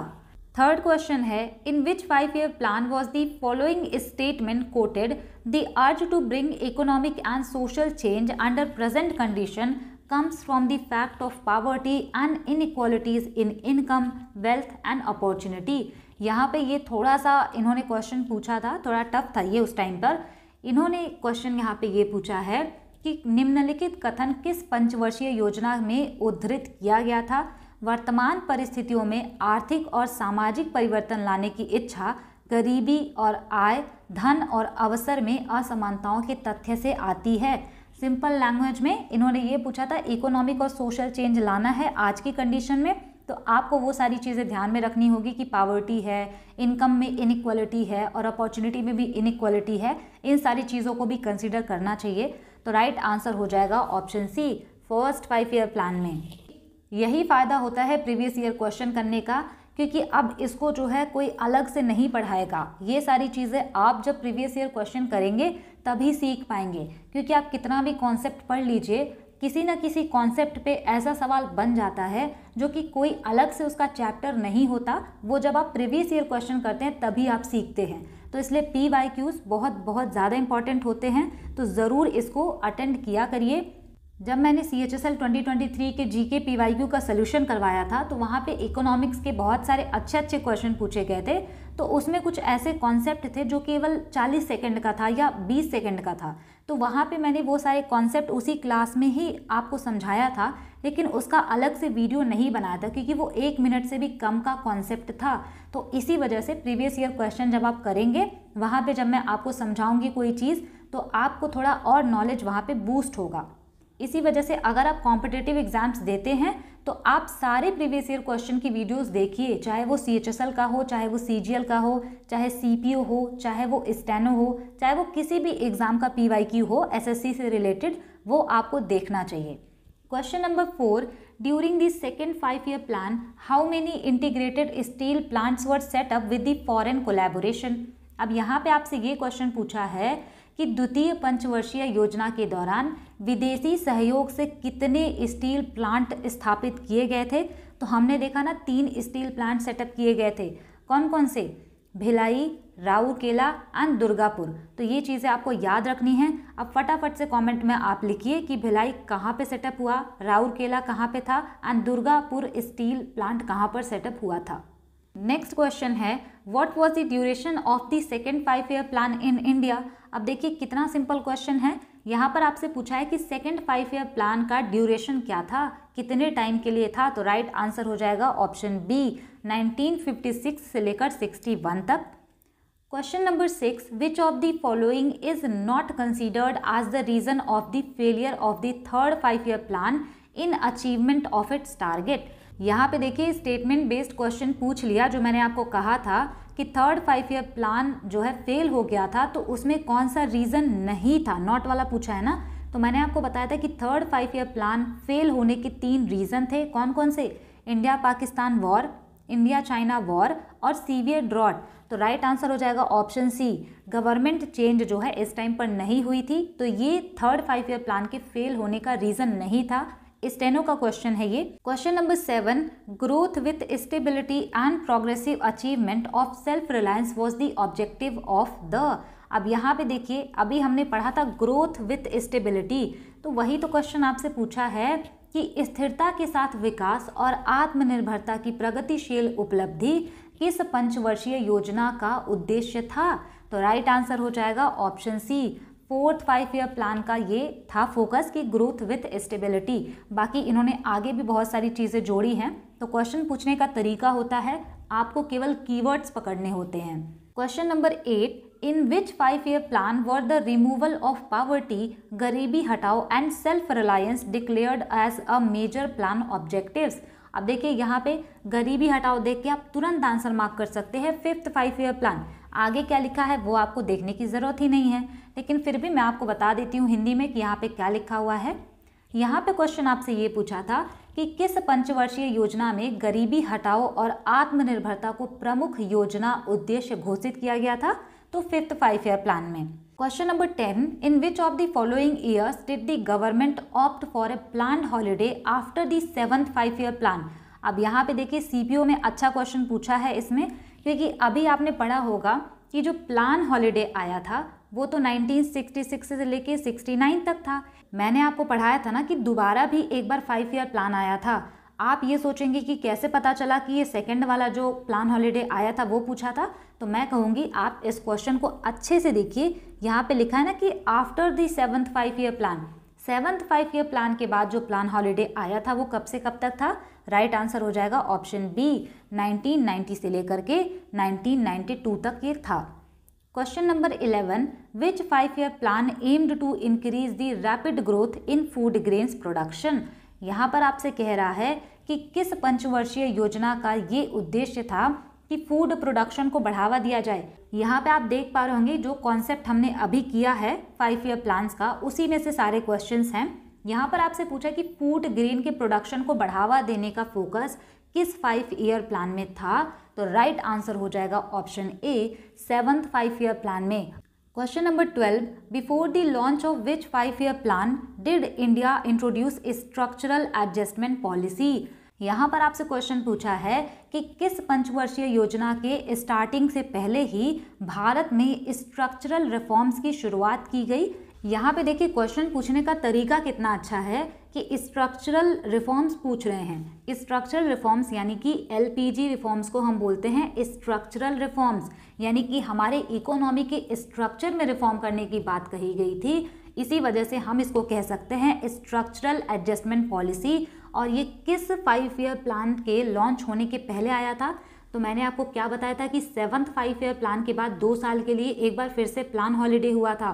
कब से कब तक? 1990 से लेके 1992 तक प्लान हॉलीडे हुआ था। उसी के जस्ट बाद यानी कि हमारा जो प्लान हॉलीडे आया था 7th 5 ईयर प्लान के बाद और 8th 5 ईयर प्लान के स्टार्ट होने से पहले इसी के बीच में एलपीजी रिफॉर्म्स आया था।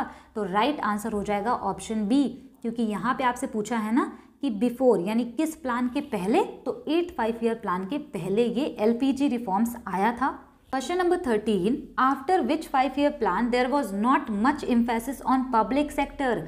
अब ये क्वेश्चन भी देखिए पूछा है ना यहाँ पर कि किस 5 ईयर प्लान के बाद पब्लिक सेक्टर पे ज़्यादा ध्यान नहीं दिया जाने लगा। तो राइट आंसर हो जाएगा 8th 5 ईयर प्लान के बाद से पब्लिक सेक्टर पे ज़्यादा ध्यान नहीं दिया जाता था, क्योंकि उस टाइम पर प्राइवेटाइजेशन वगैरह को बढ़ावा देने की बात चल रही थी। Question number 14, the actual growth rate of the 9th and 10th 5 year plans was and respectively. यहाँ पर आपसे देखिए कह रहा है कि 9th and 10th 5 year plans का जो ग्रोथ रेट था वो कितना था। अब ये देखिए सीपीओ का क्वेश्चन है। मैंने कहा था ना कि आपको सारे ग्रोथ रेट नहीं याद करने, बट जब इनको क्वेश्चन टफ बनाना होता है ना तो ये क्वेश्चन टफ बना देते हैं। तो यहाँ पे ना ये फिल इन द ब्लैंक्स के फॉर्म में है ये वाला यहाँ पे। तो राइट आंसर हो जाएगा ऑप्शन ए। कितना था? 9th 5 ईयर प्लान में था 5.4% एंड हमारा जो 10th 5 ईयर प्लान है उसमें था 7.6%। क्वेश्चन नंबर 15 है यहाँ पर, the global financial crisis overlapped which 5 year plan in India. अब ये क्वेश्चन देखिए मैंने आपको ये भी बताया है, मतलब अगर आपने कॉन्सेप्ट देख लिया तो आप सारे क्वेश्चन अटेम्प्ट कर पाएंगे। तो यहाँ पर आपसे कह रहा है कि ग्लोबल फाइनेंशियल क्राइसिस यानी कि वैश्विक आर्थिक मंदी जो है वो किस 5 ईयर प्लान के टाइम पे ओवरलैप किया था। राइट आंसर हो जाएगा option B, 10th 5 year plan के टाइम पर। और ये CHSL 2023 का ही क्वेश्चन है, ज़्यादा पुराना नहीं है। Question number 16, the duration of 12th 5 year plan was from. यहाँ पे आपसे कह रहे हैं कि 12वीं पंचवर्षीय योजना का टाइम पीरियड क्या था। तो ये जो है लास्ट 5 ईयर प्लान था, इसी वजह से पूछा गया है। राइट आंसर हो जाएगा ऑप्शन सी, 2012 से लेके 2017 तक। क्वेश्चन नंबर 17 देखिए मैंने आपसे कहा था कि प्राइम मिनिस्टर और जो 5 ईयर प्लान है उससे मैचिंग का क्वेश्चन आएगा। तो यहाँ पर टियर 2 का ये क्वेश्चन है, यानी मेंस का क्वेश्चन है CGL 2023 के, कि जो भी हमारे प्राइम मिनिस्टर थे और जो 5 ईयर प्लान था उसको आप मैच कराइए। आप ये देख रहे होंगे ना ये मेंस का क्वेश्चन है, बट आप इसको with in a second, 1 second में कर सकते हैं। कैसे? सबसे पहली बात आप ये देखिए कि जब पहले हमारा 5 ईयर प्लान स्टार्ट हुआ तो पहले और दूसरे 5 ईयर प्लान में जवाहरलाल नेहरू प्राइम मिनिस्टर थे, तो फर्स्ट का यहाँ पे ए हो गया। तो आप देखिए फर्स्ट का ए केवल चौथे ऑप्शन में है, और ये ऑप्शन मैंने सेटअप नहीं किया, ये क्वेश्चन जो है SSC ने खुद सेटअप किया था, और उसी के हिसाब से आप इसको 1 सेकेंड में कर सकते हैं। लेकिन मैं आपको यही रिकमेंड करूँगी कि आप अच्छे से पूरा याद करिएगा। क्या पता अगर इन्होंने क्वेश्चन टफ बनाना चाहा तो ये क्वेश्चन टफ भी बना सकते हैं, यानी कि ऑप्शन भी मैच करा सकते हैं, तो फिर ज़्यादा दिक्कत हो जाएगी, इसलिए आप याद करते हुए चलिएगा। नेक्स्ट क्वेश्चन है, the 5 year plans in India laid down not only specific objectives to be attained in the 5 years of a plan but also what was to be achieved over a period of 20 years. This long term plan is called A. ये question भी देखिए बहुत ज़्यादा अच्छा है, और मैंने आपको ये भी बताया कि अगर आप प्रीवियस ईयर क्वेश्चन करते हैं तभी आप अच्छे क्वेश्चन कर पाएंगे। यहाँ पे क्वेश्चन आपसे पूछा है कि भारत में पंचवर्षीय योजनाओं में न केवल योजना के 5 वर्षों में प्राप्त किए जाने वाले विशिष्ट उद्देश्य निर्धारित किए गए, बल्कि ये भी निर्धारित किया गया कि 20 वर्षों में क्या क्या हासिल करना है, और इसी जो लॉन्ग टर्म प्लानिंग को हम क्या कहते हैं। राइट आंसर हो जाएगा ऑप्शन डी, इसको हम बोलते हैं perspective plan. Question number 19, which of these is not among the reforms related to agriculture undertaken under the 5-ईयर plans. यहाँ पर आपसे क्वेश्चन पूछा है कि इनमें से कौन सा पंचवर्षीय योजना के तहत किए गए कृषि से संबंधित सुधारों में से नहीं है। राइट आंसर हो जाएगा option D, formation of rent authority department. ये जो रेंट अथॉरिटी डिपार्टमेंट सेटअप किया गया था तो ये एग्रीकल्चर के लिए सेटअप नहीं किया गया था। पहला यहाँ पे जो ऑप्शन है introduction of the policy of land to tiller, तो ये सारे जो है लैंड की डिस्ट्रीब्यूशन को लेकर के एक्ट आया था, लैंड सीलिंग एक्ट, यानी किसके पास कितना अधिकतम लैंड हो सकता है। हाई यील्डिंग वैरायटी के सीड्स आए थे तो ये भी एग्रीकल्चर से रिलेटेड था। तो यहाँ पे जो रेंट अथॉरिटी डिपार्टमेंट का सेटअप है ये जो है एग्रीकल्चर के लिए नहीं लिया गया था। Question number 20, which of these is not one of the reasons why the public sector played a dominant role in establishing the industrial sector in India post independence? Simple language में आपसे ये question पूछा है कि post independence यानी independence के बाद जो इंडिया में जो भी इंडस्ट्रीज वगैरह सेटअप हुई उनको पब्लिक सेक्टर ने ही उसमें डोमिनेंट रोल प्ले किया, लेकिन उनका कौन सा रीज़न नहीं था। तो राइट आंसर हो जाएगा option B, to avoid generation of private profit. Public sector ने जो डोमिनेंट रोल प्ले किया था वो इसलिए किया था, इनका ये मानना था कि हम अगर डेवलपमेंट करेंगे, हम अगर कोई चीज़ सेटअप करेंगे तो सबको जो है बराबर हम देखभाल कर पाएंगे, सबको अच्छे से सुविधाएं दे पाएंगे, फैसिलिटीज़ दे पाएंगे। तो यहाँ पे प्रॉफिट जनरेशन को अवॉइड करने की वजह से इन्होंने डोमिनेंट रोल प्ले नहीं किया था। Question number 21, why is PC Mahalanobis name talked about in the context of 5-ईयर plans. यहाँ पर आपसे क्वेश्चन कह रहा है कि पीसी मेहलनोबिस का नाम पंचवर्षीय योजना के संदर्भ में क्यों चर्चा में रहता है।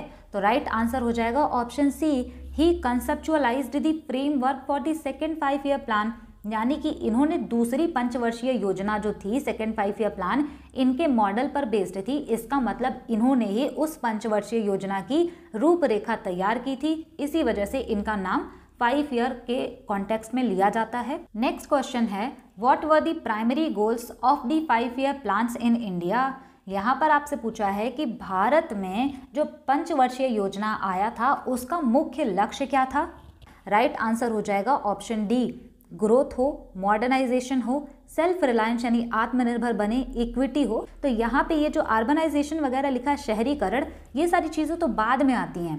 पहले तो हमारा ग्रोथ हो, मॉडर्नाइजेशन हो, हम आत्मनिर्भर बने, तभी तो हम अर्बनाइजेशन वगैरह कर पाएंगे। तो प्राथमिक लक्ष्य था ये वाला option D. Question number 23, what is not a goal of 5-ईयर plans. यहाँ पे कह रहा है कि कौन सा लक्ष्य 5-ईयर प्लान्स का नहीं था। तो राइट आंसर यहाँ पे हो जाएगा ऑप्शन ए, हाई पॉपुलेशन ग्रोथ जो है ये 5-ईयर प्लान का लक्ष्य नहीं था। जीडीपी ग्रो करे, सभी को इक्वल बेनिफिट मिले, आत्मनिर्भर बने, तो ये सारा लक्ष्य था। हाई पॉपुलेशन ग्रोथ जो है लक्ष्य नहीं था। Question number 24, consider the following statements. यहाँ पे 2 स्टेटमेंट लिखे हैं, उसको आपको ध्यान से पढ़ना है। ऑप्शन ए है, failure of the third plan that of the devaluation of to boost the export along with inflationary recession led to the postponement of 4th 5-year plan। पहले स्टेटमेंट में आपसे ये कह रहा है कि थर्ड 5-ईयर प्लान जो फेल हुआ था उस टाइम में रिसेशन वगैरह भी चल रहा था, तो उसकी वजह से जो हमारा 4th 5-ईयर प्लान है उसको पोस्टपोन कर दिया गया। स्टेटमेंट बी है, 3 annual plans were introduced instead of 5th five year plan. यहाँ पर कह रहा है कि 3 एनुअल प्लान ले आए गए थे 5th 5-ईयर प्लान की जगह। लेकिन यहाँ पे आपको क्या ध्यान रखना है कि यहाँ पे 4th 5-ईयर प्लान होना चाहिए ना, क्योंकि जब हमारा थर्ड 5-ईयर प्लान फेल हुआ तो उसकी जगह पे प्लान हॉलीडे आया 3 साल के लिए, और वहाँ पे 3 एनुअल प्लान आए थे, लेकिन वो 5वें 5-ईयर प्लान की जगह पे नहीं आया था, वो चौथे 5-ईयर प्लान की जगह पे आया था। तो राइट आंसर हो जाएगा ओनली ए इज़ ट्रू, यानी केवल पहला स्टेटमेंट सही है, दूसरा वाला यहाँ पे 5th 5-ईयर प्लान लिखा है तो ये गलत हो जाएगा, और ये चीज़ एग्जाम में दिखता नहीं है, इसीलिए आपको जो है स्टेटमेंट वगैरह ध्यान से पढ़ना चाहिए। नेक्स्ट क्वेश्चन है, which of the following statement is correct about the second five year plan. यहाँ पर आपसे कह रहा है कि दूसरे पंचवर्षीय योजना के बारे में कौन सा स्टेटमेंट सही है। पहला यहाँ पर है, the draft of this plan was prepared by PC Mahalanobis only. यहाँ पर कह रहा है कि ये जो सेकेंड 5-ईयर प्लान था इसका ड्राफ्ट प्रिपेयर किया था पीसी मेहलनोबिस ने केवल। दूसरा स्टेटमेंट है this plan emphasized on industrialization of the economy particularly heavy industry. यहाँ पे कह रहा है कि इस प्लान में ज़्यादा से ज़्यादा जोर दिया गया इंडस्ट्रियलाइजेशन पर और ज़्यादा से ज़्यादा हैवी इंडस्ट्रीज पर। Question number 26. In the context of 5-year plan, which of the following can be regarded as basic objective of the planning in India? यहाँ पर आपसे क्वेश्चन पूछा है कि पंचवर्षीय योजना के संदर्भ में अगर हम बात करें तो जो हमारा प्लानिंग था इंडिया में उसका ऑब्जेक्टिव क्या था। पहला स्टेटमेंट है economist have found that poor nation can progress if they have good industrial sector. दूसरा स्टेटमेंट लिखा है agriculture provides employment which is more stable then the employment in industry. तो यहाँ पर आपसे पहला वाला स्टेटमेंट कह रहा है कि इकोनॉमिस्ट का ये मानना था कि जो गरीब राष्ट्र हैं वो तभी प्रोग्रेस कर सकते हैं जब उनका इंडस्ट्रियल सेक्टर अच्छा हो। और आपको पता है ये सिंगल स्टेटमेंट जो है फिल इन द ब्लैंक्स के फॉर्म में एसएससी जीडी में पूछा गया था 2023 के एग्जाम में, और यहाँ पर देखिए इस स्टेटमेंट में पूछा गया है। पहला वाला स्टेटमेंट तो सही है कि अगर इंडस्ट्रियल सेक्टर अच्छा है तो वो नेशन ग्रो कर सकता है। स्टेटमेंट 2 में ये कह रहा है कि एग्रीकल्चर जो है वो ज़्यादा स्थायी रोजगार देता है इंडस्ट्री सेक्टर के बजाय। तो यहाँ पे जो है केवल और केवल स्टेटमेंट 1 सही होगा। एग्रीकल्चर जो है बहुत ज़्यादा स्टेबल एम्प्लॉयमेंट प्रोवाइड नहीं करता। Question number 27. The first ever industrial policy resolution of India was announced in the year. यहाँ पर कह रहा है कि पहला इंडस्ट्रियल पॉलिसी रेजोल्यूशन इंडिया में कब अनाउंस हुआ। राइट आंसर हो जाएगा ऑप्शन ए 1948 में। Question number 28. According to the industrial policy resolution 1956 in how many categories were the industries classified in India. ये जो भी चीज़ें यहाँ पे गलत टाइप हो गया है इसको मैं सही कर दूंगी।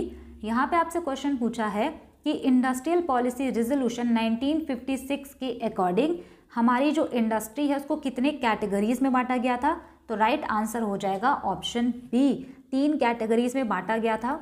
और मैंने आपको क्या बताया था, शेड्यूल ए, बी एंड सी, इसमें कितनी इंडस्ट्रीज थी 17 और इसमें कितनी इंडस्ट्रीज थी 12 एंड इसमें रेस्ट ऑफ ऑल यानी बाकी सारी इंडस्ट्रीज शेड्यूल सी में थी। Question number 29. Effect of the industrial policy 1956 on industries was. यहाँ पर आपसे क्वेश्चन पूछा है कि उद्योगों पर औद्योगिक नीति 1956 का क्या प्रभाव था। तो राइट आंसर हो जाएगा option A industries started to get diversified, यानी जो हमारी इंडस्ट्रीज़ है उसमें डाइवर्सिफिकेशन आने लगा। सेल्फ सफिशिएंट नहीं बन गया था उस टाइम पर, और ये जो है इंडस्ट्रीज़ का शेयर जो है कह रहा है कि कम हो गया था 1991 में। तो ये सारी चीज़ें नहीं हैं। ऑप्शन ए यहाँ पे करेक्ट आंसर होगा। Question number 30. IPR यानी कि industrial policy resolution 1956 formed the basis of the dash 5-year plan. यहाँ पर आपसे क्वेश्चन पूछा है कि इंडस्ट्रियल पॉलिसी रेजोल्यूशन जो 1956 में आया था इसने किस पंचवर्षीय योजना का आधार बनाया। बेसिकली आपसे क्वेश्चन ये पूछना चाह रहा है कि 1956 में जो इंडस्ट्रियल पॉलिसी रेजोल्यूशन आया था वो किस 5-year प्लान के टाइम पर आया था। तो राइट आंसर हो जाएगा option B. Question number 31. Which of the following is not associated with the industrial policy resolution 1956। अब यहाँ से आपका क्वेश्चन स्टार्ट होगा 2024 का, जो कि CHSL एंड CPO में आया है। यहाँ पर आपसे क्वेश्चन ये पूछा है कि कौन सा इंडस्ट्रियल पॉलिसी रेजोल्यूशन 1956 से रिलेटेड नहीं है। पहला ऑप्शन है a system of license for the private sector was introduced. तो ये बिल्कुल सही है कि लाइसेंस राज जो है स्टार्ट हो गया था कि अगर किसी प्राइवेट सेक्टर को इंडस्ट्री सेटअप करनी है तो उसको गवर्नमेंट से लाइसेंस लेना पड़ता था, यानी कि परमिशन लेना पड़ता था। दूसरा ऑप्शन है it classified industries into 3 categories. ये हमने अभी पढ़ा कि इंडस्ट्रियल पॉलिसी रेजोल्यूशन 1956 के द्वारा इंडस्ट्रीज को 3 भागों में डिवाइड किया गया था, तो ये भी सही है। ऑप्शन सी है it formed the basis of 3rd 5-year plan. यहाँ पे कह रहा है कि इसने जो है 3rd 5-year प्लान का आधार बनाया था, तो ये गलत है क्योंकि ये 2nd 5-year प्लान में आया था। 3rd 5-year प्लान का इसने कोई भी बेसिस नहीं बनाया था। रीजनल इक्वालिटी को प्रमोट किया था, तो बिल्कुल सही है क्योंकि लाइसेंस राज आ गया था तो हर एरिया में जो है सेटअप हो सकती थी इंडस्ट्री। तो इससे हम कह सकते हैं कि रीजनल इक्वालिटी यानी क्षेत्रीय समानता को प्रमोट किया जाना स्टार्ट हुआ था। Question number 32, which of the following statements are true. यहाँ पर आपसे पूछा कि कौन सा कथन सत्य है, और ये सब 2024 के क्वेश्चन है। पहला स्टेटमेंट है the first 5 year plan was based on the PC Mahalanobis model. अब ये बताइए, ये तो बिल्कुल गलत है ना, कि फर्स्ट 5 ईयर प्लान जो है वो हैरत दूमर मॉडल पर बेस्ड था। सेकेंड स्टेटमेंट है the first 5 year plan led emphasis on agriculture development. पहले 5 ईयर प्लान में एग्रीकल्चर के विकास पर ज़्यादा जोर दिया गया, तो ये सही है। थर्ड स्टेटमेंट है the 5 year planning model in India was borrowed from Russia. यहाँ पे कह रहे हैं कि ये पंचवर्षीय योजना का जो मॉडल है ये रशिया से अडॉप्ट किया गया था, तो ये भी सही है। तो कौन सा यहाँ पे राइट आंसर होगा? Option C, only 2 and 3 statement जो है राइट है, पहला वाला स्टेटमेंट गलत है। Question number 33, PC Mahalanobis is remembered as a major contributor of India's development path because he. यहाँ पर आपसे क्वेश्चन पूछा है कि पीसी महलनोबिस को इसलिए याद किया जाता है क्योंकि उन्होंने भारत के डेवलपमेंट यानी इंडिया के डेवलपमेंट में, भारत के विकास में एक बहुत ही बड़ा योगदान दिया था। तो राइट आंसर यहाँ पे आपसे पूछा है स्टेटमेंट के फॉर्म में। पहला स्टेटमेंट है यहाँ पे setup Indian institute of management located in different parts of India. यहाँ पे कह रहा है क्योंकि उन्होंने मैनेजमेंट के इंस्टीट्यूट सेटअप किए थे इंडिया के अलग अलग पार्ट में, तो ये गलत है। ऑप्शन बी है यहाँ पर formulated the second 5 year plan. इन्होंने सेकेंड 5 ईयर प्लान को बनाया था, डिज़ाइन किया था, तो ये बिल्कुल सही है।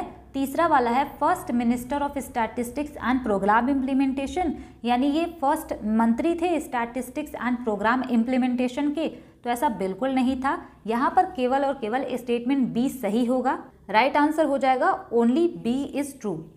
Question number 34, which of the following statement is correct about 5 year plan. यहाँ पे आपसे क्वेश्चन पूछा था कि पंचवर्षीय योजना के बारे में कौन सा स्टेटमेंट सही है। पहला यहाँ पर लिखा है कि all the 5 year plans have equal rates of growth. अब यहाँ पे देखिए कह रहा है कि सारे 5 ईयर प्लान में जो ग्रोथ रेट था क्या वो बराबर था।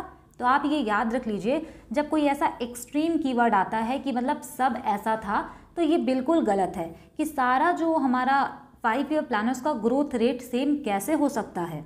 ऑप्शन बी है the planning commission was constituted इन 1951। यहाँ पे कह रहा है कि प्लानिंग कमीशन जो है 1951 में बनाया गया था, तो ये तो बिल्कुल गलत है, 1950 में बनाया गया था। ऑप्शन सी है यहाँ पर the president was the ex officio chairman of the planning commission. यहाँ पर आपसे कह रहा है कि प्रेसिडेंट जो होते हैं वो एक्स ऑफिशियो चेयरमैन होते हैं प्लानिंग कमीशन के, तो ये भी बिल्कुल गलत है। ऑप्शन डी है the first 5 year plan was started in 1951। पहला पंचवर्षीय योजना 1951 में शुरू हुआ, ये केवल सही हो जाएगा यहाँ पर। Question number 35, the 10th 5 year plan aimed at reducing poverty by. ये देखिए नया क्वेश्चन है। यहाँ पे पूछा था कि 10वीं पंचवर्षीय योजना में गरीबी को कितने प्रतिशत कम करने का लक्ष्य रखा गया था। तो राइट आंसर यहाँ पे हो जाएगा ऑप्शन ए, 5% जो है रिड्यूस करने की बात यहाँ पे कही गई थी। और ये देखिए जब PYQ करेंगे तभी आप यूनिक क्वेश्चंस कर पाएंगे। Question number 36, the industrial policy resolution 1948 mainly categorise the large scale industries into dash fragments. अब यहाँ पे देखिए कई लोग जोश जोश में इसका आंसर 3 मार्क कर देंगे, लेकिन क्वेश्चन पहले ध्यान से पढ़िए। यहाँ पे क्वेश्चन ये पूछा है कि इंडस्ट्रियल पॉलिसी रेजोल्यूशन 1948 वाले ने इंडस्ट्रीज को कितने भागों में क्लासिफाई किया था। तो राइट आंसर यहाँ पे हो जाएगा option D. Question number 37, which of the following options is incorrect. यहाँ पर आपसे क्वेश्चन पूछा है कि कौन सा ऑप्शन यहाँ पर गलत है। तो पहला यहाँ पे है planning commission of India was set up in 1950। तो प्लानिंग कमीशन जो है 1950 में सेटअप किया गया था, तो ये सही है।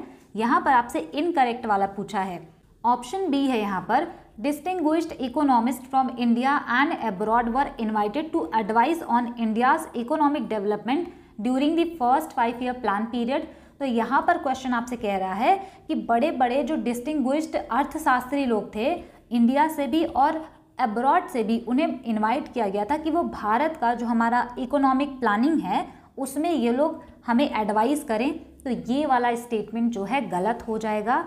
यहाँ पे केवल हमारे इंडिया के ही इकोनॉमिस्ट थे मेनली, तो ये थोड़ा सा एक्सट्रीम कीवर्ड है, ये गलत है यहाँ पर। ऑप्शन सी में लिखा है कि इंडिया ने 5 ईयर प्लान का जो आइडिया है वो रशिया से लिया, यानी सोवियत यूनियन से, तो ये तो सही है। ऑप्शन डी है chairmanship of the planning commission of India was given to the prime minister. Planning commission का जो चेयरमैन होते हैं वो प्राइम मिनिस्टर होते हैं, तो ये भी सही है। तो ये जो है ऑप्शन बी गलत था। Question number 38, which of the following is not one of the 4 primary explicit goals of 5 year plan.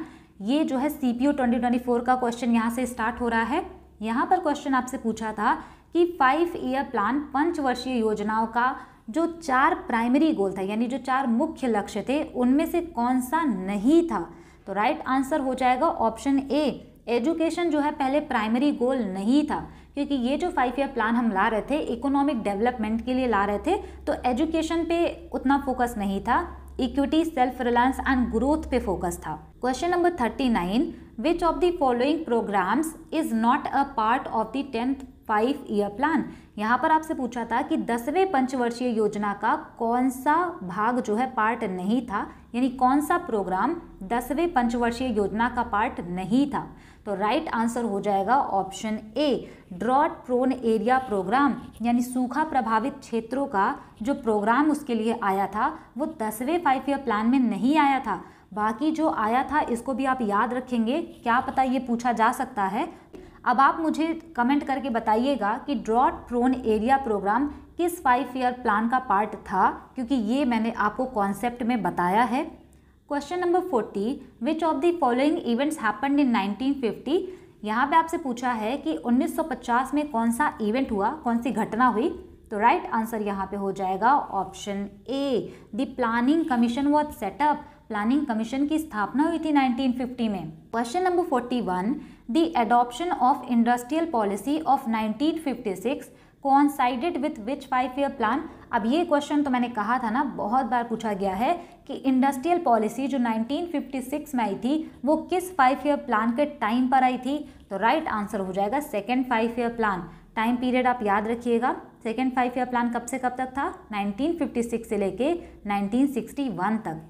Question number 42, growth as envisaged in the 5 year plan refer to. यहाँ पे कह रहा है कि ग्रोथ जो कि 5 ईयर प्लान में बताया गया था कि ये ग्रोथ है, तो उसका क्या मतलब था ग्रोथ का।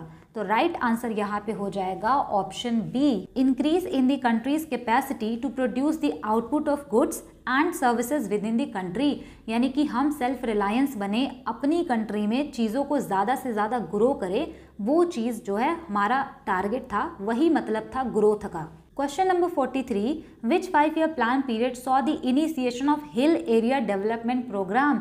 अब ये क्वेश्चन देखिए, मैंने आपसे कहा था ना कि हिल एरिया डेवलपमेंट प्रोग्राम वाला क्वेश्चन पूछा गया है, और ये भी मैंने आपको कॉन्सेप्ट में बताया है। तो ये किस 5 ईयर प्लान के टाइम पे इसकी स्टार्ट हुई थी, यानी कि हिल का जो एरिया है, पहाड़ी क्षेत्रों के विकास का शुरुआत कब हुआ। तो राइट आंसर हो जाएगा यहाँ पर option B, 5th 5 year plan के टाइम पर। लास्ट क्वेश्चन है आज की क्लास का। क्वेश्चन है यहाँ पर, select the correct statement from the following. यहाँ पर आपको करेक्ट स्टेटमेंट सेलेक्ट करना है। स्टेटमेंट 1 है, in the 10th plan period the Indian economy grew at 7.7% per year. यहाँ पे कह रहा है कि 10th 5 ईयर प्लान में भारत की इकोनॉमी जो है वो 7.7% पर ईयर के हिसाब से ग्रो हुई। दूसरा स्टेटमेंट है, the targeted growth rate for the 11th 5 year plan was 9% per year. यहाँ पे कह रहे हैं कि 11th 5 ईयर प्लान में जो ग्रोथ रेट टारगेट किया गया था वो 9% था। उसके बाद कह रहे हैं कि 9th जो हमारा प्लान था, 9th 5 ईयर प्लान, उसमें हमने 7.5% की ग्रोथ हासिल की। राइट आंसर हो जाएगा ऑप्शन बी, केवल और केवल पहला और दूसरा स्टेटमेंट सही है, तीसरा वाला स्टेटमेंट सही नहीं है। तो ये था 5 ईयर प्लान्स पे एक स्क्रैच से वीडियो। एक स्टूडेंट का कमेंट भी आया था कि मैम 5 ईयर प्लान पे ना आप अच्छे से वीडियो बनाइएगा, मतलब कुछ भी छूटे ना। तो मैंने यही कोशिश की है कि इस 5 ईयर प्लान की जो वीडियो है इसमें आपको A to Z जो भी अब तक पूछा गया है वहाँ तक की इन्फॉर्मेशन आपको मिल जाए। अभी तो CGL 2024 के क्वेश्चंस तो मिले नहीं हैं, उसमें पता नहीं कौन कौन से क्वेश्चन पूछे गए होंगे, पर अभी तक का जो सबसे इम्पोर्टेंट क्वेश्चन था वो सब मैंने इसमें कवर किया है, कॉन्सेप्ट में भी और क्वेश्चंस में भी।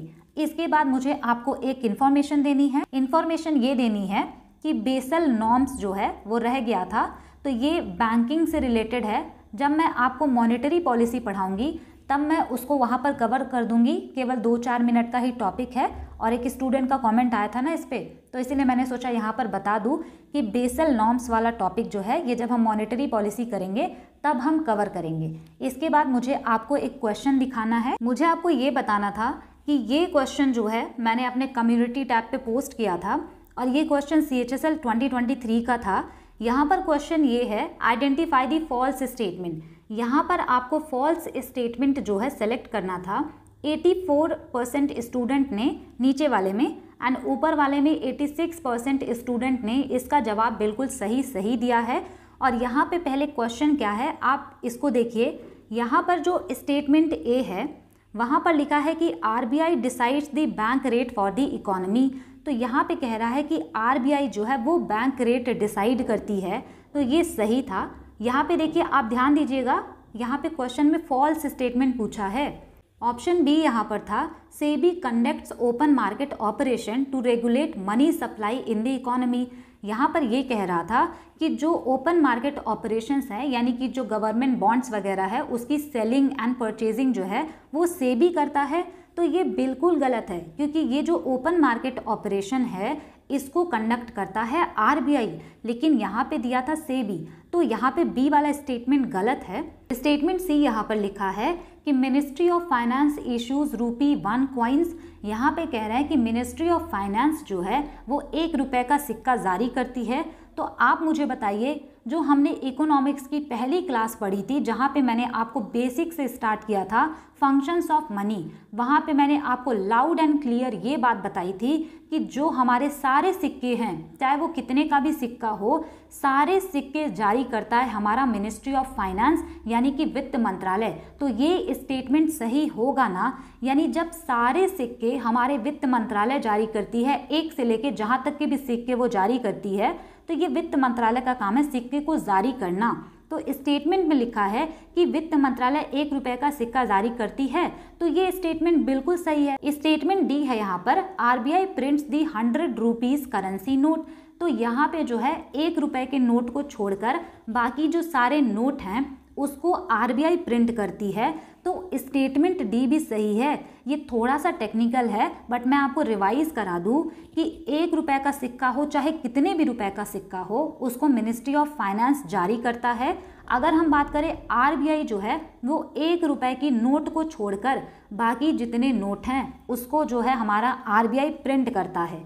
तो इस हिसाब से जो मैंने आपसे क्वेश्चन यहाँ पे दिया था SSC के हिसाब से और मैंने आपको जितना समझाया है उस हिसाब से इतने % स्टूडेंट ने इस क्वेश्चन को सही किया है कि यहाँ पर केवल और केवल स्टेटमेंट बी रॉन्ग होगा, यानी यही हमारा राइट आंसर हो जाएगा। इसी क्वेश्चन पर हमारे एक स्टूडेंट का डाउट आया था। उन्होंने मुझसे ये कहा था कि मैम ऑप्शन ए और सी दोनों रॉन्ग होना चाहिए, क्योंकि RBI कभी भी बैंक रेट इकोनॉमी के लिए जारी नहीं करती, केवल और केवल कॉमर्शियल बैंक के लिए जो हमारी RBI है वो बैंक रेट जारी करती है। ऑप्शन सी में इन्होंने ये कहा था कि RBI जो है कॉइन मिंट नहीं करता। तो इन्होंने जो ऑप्शन यहाँ पे लिखा है कि RBI कभी भी बैंक रेट इकोनॉमी के लिए जारी नहीं करती, केवल कॉमर्शियल बैंक के लिए जारी करती है, तो इसमें कोई ज़्यादा बड़ा अंतर है नहीं। और इन्होंने जो ऑप्शन सी लिखा है वहाँ पे इन्होंने लिखा था कि RBI जो है वो कॉइन मिंट नहीं करती। तो मैंने कब कहा कि RBI कॉइन मिंट करती है? मैंने तो यही कहा ना कि जो हमारा कॉइन्स है उसको मिनिस्ट्री ऑफ फाइनेंस इशू करता है। जहाँ तक मैं समझ पा रही हूँ इन्होंने क्वेश्चन को जो है ना सही से नहीं पढ़ा। मैंने वहाँ पे फॉल्स स्टेटमेंट पूछा था, तो यहाँ पे मैंने इनको कमेंट करके समझाया वही चीज़ कि ऑप्शन को अच्छे से पढ़िए। ऑप्शन सी में लिखा है कि मिनिस्ट्री ऑफ फाइनेंस ₹1 का सिक्का जारी करती है, जो कि करेक्ट है क्योंकि फाइनेंस मिनिस्ट्री जो है वो सारे सिक्के जारी करती है। नेक्स्ट मैंने इनको ये भी बताया कि ऑप्शन डी में ये लिखा है कि RBI ₹100 की करेंसी नोट इशू करती है। ये भी सही है क्योंकि ₹1 के नोट को छोड़ के बाकी सारे नोट RBI ही इशू करती है। तो इन्होंने कहा कि आई नो मैम, मुझे पता है, लेकिन ऑप्शन ना ये वाला होना चाहिए, ₹1 नोट का, ₹1 कॉइन का नहीं होना चाहिए। तो मैं आपसे ये कहना चाहती हूँ कि इस स्टेटमेंट में कोई भी गलती नहीं है। सिंपल सा स्टेटमेंट लिखा है कि ₹1 का सिक्का हमारी जो है फाइनेंस मिनिस्ट्री इशू करती है। तो सही है ना ये स्टेटमेंट? मैंने इनको जो है रिप्लाई करके अच्छे से समझाने की कोशिश की ताकि डाउट क्लियर हो जाए, क्योंकि मैं नहीं चाहती किसी का भी डाउट रह जाए। तो यहाँ पे मैंने इनको ये बताया कि वहाँ पे 1 रुपये का कॉइन्स लिखा है तो उसमें कोई दिक्कत नहीं है, सही तो है वो। मैंने कहा कि बी फोकस्ड और एक बार फिर से क्वेश्चन को देखिए। तो इनका रिप्लाई आता है कुछ दिनों बाद, यानी 10 दिन बाद इनका रिप्लाई आता है कि thank you for your advice, but जितनी अपनी नॉलेज है ना मैम इकोनॉमिक्स में, वो जुटाने में आपको 5 साल और लगेंगे। एंड इन्होंने फिर से कहा कि ये जो है ट्रिकी नहीं है, ये क्वेश्चन ही गलत है और हम सब जानते हैं कि कॉइन जो है इंडिया में कौन मिंट करता है। इसके बाद मतलब मुझे थोड़ा सा बुरा लगा, तो मैंने इनको कहा कि अगर आप सेटिस्फाइड नहीं हैं तो आप जो है एसएससी का आंसर की देख सकती हैं। अगर आप उससे भी सेटिस्फाइड नहीं हैं तो आप जो है केस कर सकती हैं एसएससी पे कि उन्होंने जो है गलत आंसर दिया है। तो इसके बाद इन्होंने फिर मुझे कहा कि मैम आप अपने आप को बचा क्यों रही हैं और एसएससी को क्यों बचा रही हैं, कम से कम ऑनेस्ट रहिए। तो ये सारी चीज़ें मैं इनको कैसे समझाऊं कि इस एक क्वेश्चन के लिए मैं अलग से वीडियो नहीं बना सकती। बाकी स्टूडेंट ने जो अटेम्प्ट किया है आखिर उन्होंने सही अटेम्प्ट किया है, लेकिन इन्होंने पता नहीं कहाँ से अलग से अपना खुद का स्टेटमेंट और वो सारा, और इनको इतनी नॉलेज है कि जो मुझे गेन करने में शायद 5 साल लग जाएं। तो फिर आई डोंट थिंक कि इतना सिंपल क्वेश्चन इनसे गलत होना चाहिए अगर इनके पास इतनी नॉलेज है।